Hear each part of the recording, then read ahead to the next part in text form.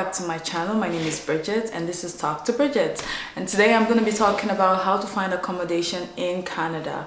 Now the information in this video is actually general. Even if you're an international student or not, you can actually really use the information that I have in this video. Now here is going to help you with that. So without wasting any of your time, let's jump right into it. Now the first way I think it's very good to find accommodation is to ask your friends.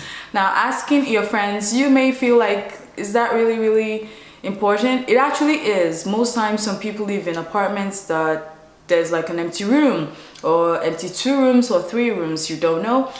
They could actually be able to help you with that and tell you, oh, there's a room in my apartment if you want to speak to the owner, you know, if you want to take that room instead. And besides, it's like moving in with a familiar face, you know, instead of going into a new person's house, you don't know who that person is.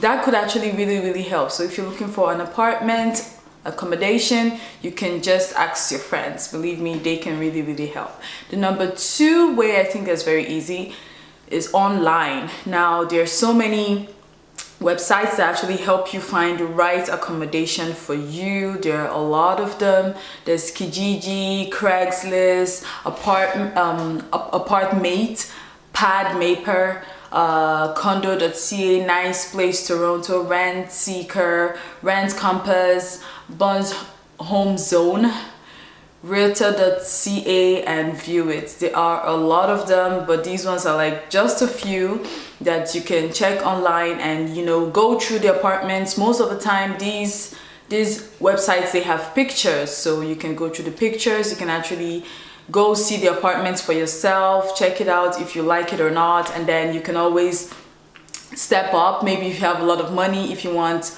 like a gym in your apartment, if you want like a swimming pool downstairs, who knows, depends on you. If you feel you have a lot of money, that can actually help you. And the apartments, you can find apartments like 1-bedroom apartments, you can find like a basement apartment, you can find like just 1 room. Now be very careful.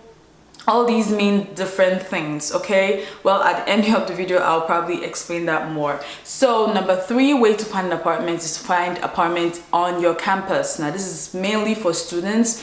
Now I find accommodation on campus is quite expensive. You should be spending more than $600 per month, although in the school's hostel, you have like state-of-the-art kitchen downstairs. They usually have like swimming pool, like you have all the things that you basically need. I've actually stayed in a school hostel before and it was okay. The only issue I kind of had with it was that I had to share the room with somebody. Although the room was pretty big, you get a TV, you get AC, you get a heater, everything that you basically need. And the kitchen was downstairs, so like every time I had to cook, I had to go all the way downstairs, which was very annoying. But anyway, but it costs a lot. It costs a whole lot. So if you feel like you want to live in the school campus, it's not that bad. For me, I couldn't live there too long because my campus was like in a different place and I had to take like 2 buses to get there every day, so it didn't make sense to, you know, stay in the school hostel. But like if it's very close for you, like maybe your campus is like just right there in front, you could obviously just stay there, which is better for you because you don't have to spend so much for transportation and all, right? So yes, back to explaining what these apartments mean. So if you see a listing that says 1-bedroom apartment, technically it means you have a room and a washroom to yourself. That's what it generally means. But this doesn't mean you shouldn't ask the owner. Just ask them, what exactly does this place have? Or they usually list it out, like, you know, it has this, does that.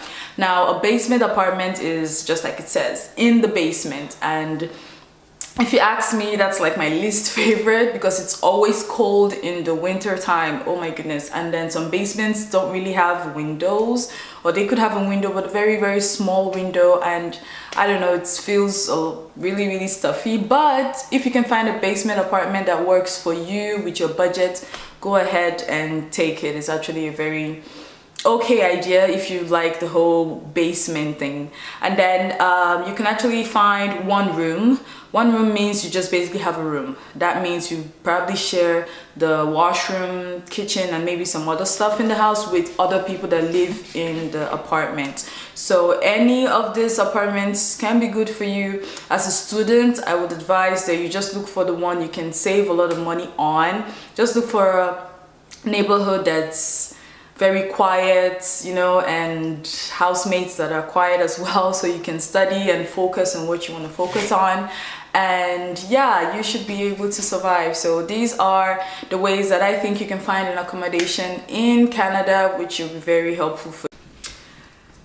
Now, going through all these apartments and listings, you have to be very careful, because there's sometimes you can find people that would say, oh, send the money and I'll send you the keys. Do not do that. Do not do that. Make sure you go see the apartment, you go inside, check everywhere, make sure there are no roaches running around the apartment, there are no bed bugs, and at least the whole environment of the house and, you know, inside and outside looks at least clean. Be very sure you check all of that before you pay anyone any amount of money. Do not pay someone and then expect keys to arrive in the mail. A lot of fraudsters are in a lot of places saying that they have apartments, but that is a lie. I find when I was looking for an apartment on Craigslist, I found there were a lot of fraudsters there. Like they would say, oh, this is the apartment, and then you would see like very nice 1-bedroom, you know, the washroom is awesome, like everything in the apartment is awesome, and then they have like this very low price for it. If it looks too good to be true, it probably is too good to be true, so do not be fooled. And they say, oh, don't worry, pay me the money, I'll send the keys in the mail. Don't do it. Make sure you see the person physically, you go into the apartment, you check it out, make sure it's legit before you pay any money. So until next time, if you liked this video, push the like button. If there are other ways that you feel you can find an accommodation that I did not mention in this video, please, you can write that down in the comment section. And if you have any ideas of any videos or anything you would like me to talk about in my videos, you can put that down also in the comment section. I read all your comments. Thank you so much. And until next week, my name is Bridget. Bye.